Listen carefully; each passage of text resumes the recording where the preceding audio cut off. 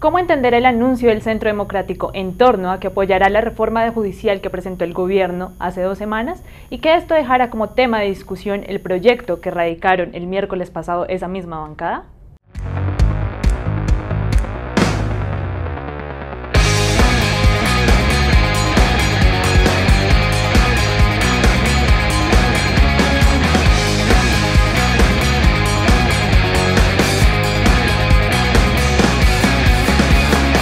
Para responder esta duda y otras más, estamos con José Peñuela, nuestro editor general en Desde la Redacción.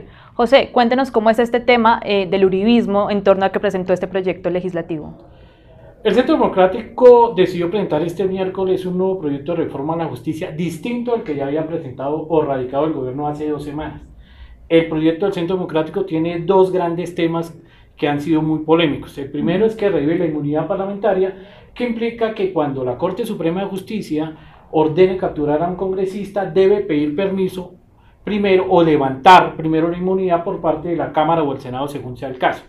Y el segundo, que es quizá lo más complicado, es que se unifiquen las altas cortes y que es solo una alta corte de cierre con una sala constitucional, una sala judicial, una sala jurisdiccional y otra sala de contencioso administrativo.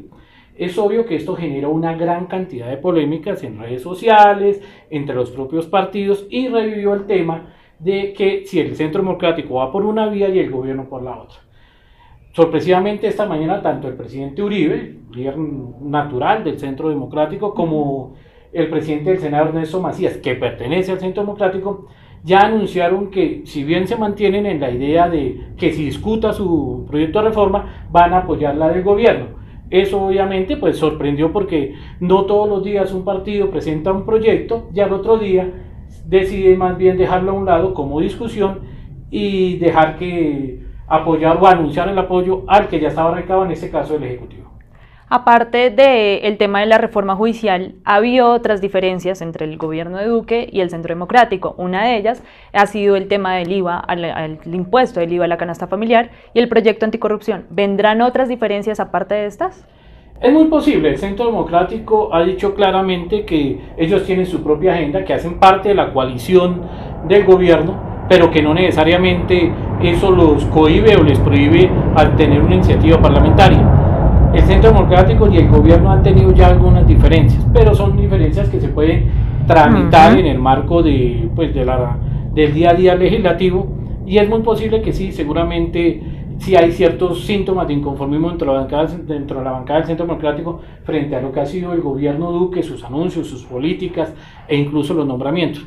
Es muy posible que sí vengan muchas más diferencias, pero todas serán, digamos, se pueden tratar en el marco del día a día. Con esto que usted nos explicaba, entonces cuéntenos qué va a pasar con la reforma judicial. La reforma judicial entonces queda de la siguiente manera. La ponencia mayoritaria va a estar alrededor de la que presentó el gobierno. Es una ponencia mayoritaria, es un proyecto bastante radical, es un proyecto que genera cambios tanto en la estructura del gobierno, tanto en la estructura del sistema de gobierno de la rama jurisdiccional, ajusta la tutela, también modifica lo que tiene que ver con las facultades electorales y nominadoras de los magistrados.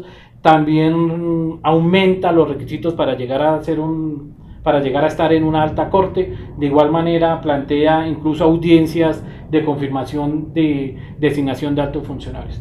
Este proyecto es el que se va a empezar a radicar, a discutir en las comisiones primeras, y es muy posible que junto a otras reformas como la de Cambio Radical, que también presentó su propia iniciativa de reforma a la justicia, vaya depurándose a lo largo del debate, en la comisión primera, luego en las plenarias.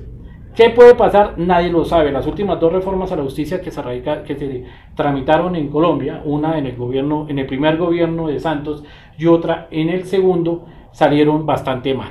La una tuvo que hundirse porque tenía muchos micos en la conciliación, incluso fue necesario acudir a unas inéditas objeciones presidenciales, y la segunda, que fue la reforma de equilibrio de poderes en 2015, la mayoría de los temas judiciales fueron tumbados en la Corte por vicios de forma y fondo. Entonces es muy difícil saber si esta reforma efectivamente va a ser aprobada. Lo importante es que al menos se está discutiendo y que hay voluntad de la mayoría de las bancadas por ajustar una rama que desde el 91 no ha podido ser reformada a fondo. Ok, muchísimas gracias José por este análisis y a ustedes los invitamos a seguir esta sección del Nuevo Siglo desde la redacción. Coméntenos y síganos.